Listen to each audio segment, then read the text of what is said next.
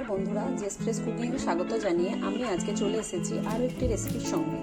খুবই সহজ পদ্ধতিতে কিছু উপকরণ দিয়ে আমি আজকে বানাবো এই বাঁধাকপির রেসিপিটি। তো আমি বাঁধাকপিটাকে সিদ্ধ করে নিয়েছি, তারপর আলু নিয়েছি, তারপর আদা রসুন বাটা নিয়েছি, একটু সর্ষে বাটা নিয়েছি, আর একটু রুই মাছের মাথা নিয়েছি, 3টা মাথা। আর এখানে হচ্ছে বড়ি নিয়েছি, হলুদ গুঁড়ো নিয়েছি, জিরে ধনে গুঁড়ো নিয়েছি, লঙ্কা গুঁড়ো নিয়েছি, গোটা জিরে নিয়েছি, 5 ফোড়ন নিয়েছি, আর স্বাদ মতো লবণ দেবো, তো লবণও নিয়েছি আমি, তো আর বাদাম দেবো।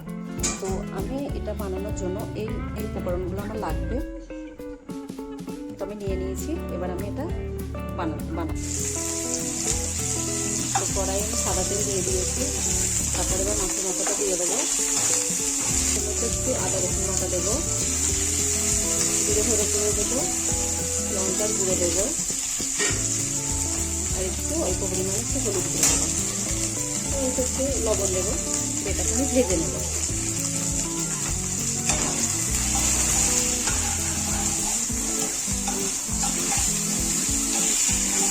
আমার ভাজা হয়ে গেছে। এবার আমি কড়াইয়ে সর্ষের তেল দিয়ে দেবো।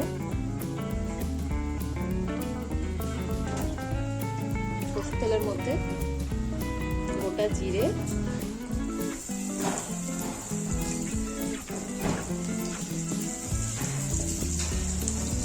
আর 5 ফোড়নটা দিয়ে দেবো।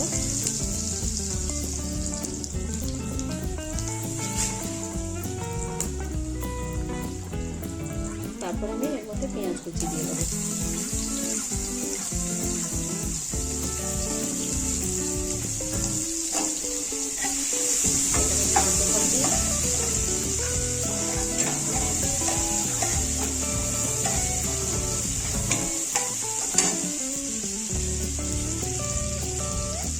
পেঁয়াজটা একটু লাল লাল হয়ে আসলেই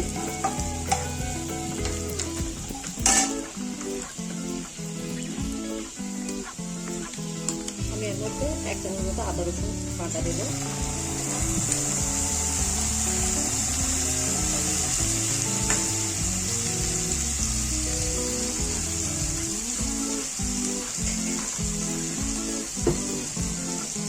আদা রসুন বাটা দিয়ে এটাকে নাড়তে থাকবো।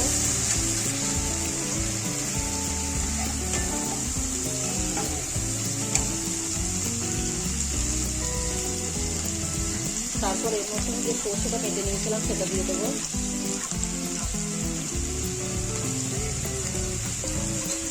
অল্প পরিমাণে একটু জল দেবো যাতে একটু লেগে না। তারপরে এক এক করে সব মশলাগুলো দিয়ে দেবো। বাদাম দেবো,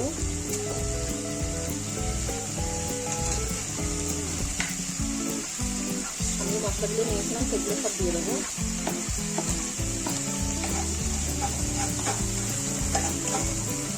তারপর নাড়াচাড়া করতে থাকবো।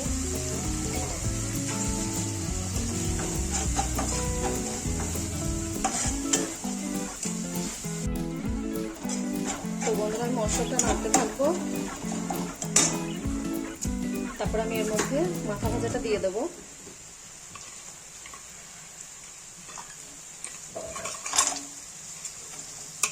মাথা ভাজা এবং বড়ি ভাজা দুটো একসঙ্গে দিয়ে দেবো।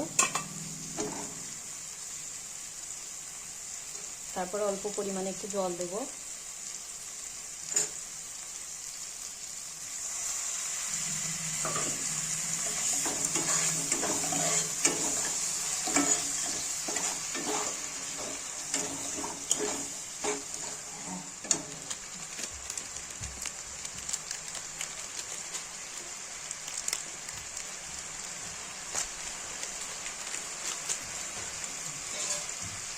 অল্প পরিমাণে একটু কাশ্মীরি লঙ্কার গুঁড়ো দেবো।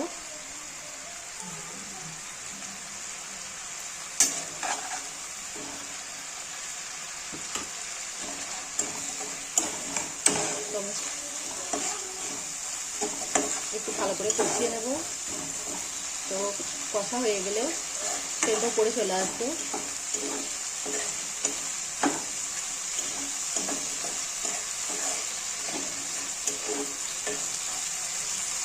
আমার কষা হয়ে গেছে। এবার আমি বাঁধাকপি এবং আলুটাকে দিয়ে দেবো।